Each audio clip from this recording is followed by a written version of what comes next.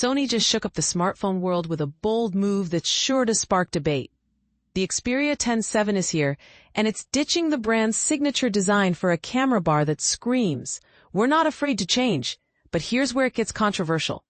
Is this a genuine innovation, or just Sony playing catch-up with Google and Apple? Let's dive in. For years, Sony's Xperia line has been the odd one out, sticking to its vertically stacked camera layout in the corner. A design that felt both unique and, let's be honest, a bit stuck in the past. The Xperia 10-7, however, breaks free from this tradition with a horizontal camera bar stretching across the back. A look that's eerily similar to Google's Pixel, and surprisingly, Apple's latest iPhone Air. Available in matte black, white, or turquoise, this phone doesn't just look different. It feels like Sony's way of saying, "We're still in the game." But is this change too little too late? While the rear design is a welcome refresh, the front remains stubbornly Sony, thick bezels above and below the 6.1-inch, 120Hz display. It's a missed opportunity to make the phone truly compact, though it's still lighter than many competitors. And this is the part most people miss. Sony has also ditched its iconic 21:9 aspect ratio for a more conventional 19.5:9, blending in with the crowd instead of standing out. That said, Sony hasn't abandoned all its quirks. The 3.5mm headphone jack and expandable microSD storage will delight audiophiles and storage hoarders alike. The front-facing stereo speakers packed into those chunky bezels are a nice touch, and the IP65/68 rating for dust and water resistance is a solid win.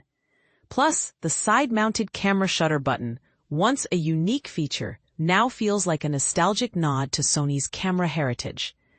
Under the hood, the Xperia 10 VI is a straightforward mid-ranger. The Snapdragon 6 Gen 3 chipset won't win any performance awards, and the dual rear cameras, 50-megapixel main, 13-megapixel ultrawide, are par for the course.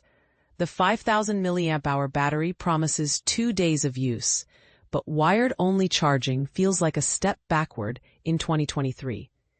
And at €449 or £399, around $530, it's priced to compete. But does it offer enough to stand out?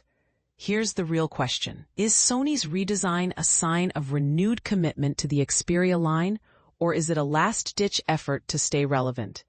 The company recently insisted that Xperia phones are very important, but actions speak louder than words.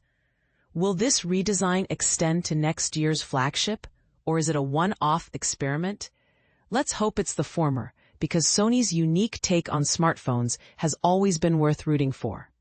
The Xperia 10 V1 is available for pre-order now in the UK and Europe, shipping from September 19th.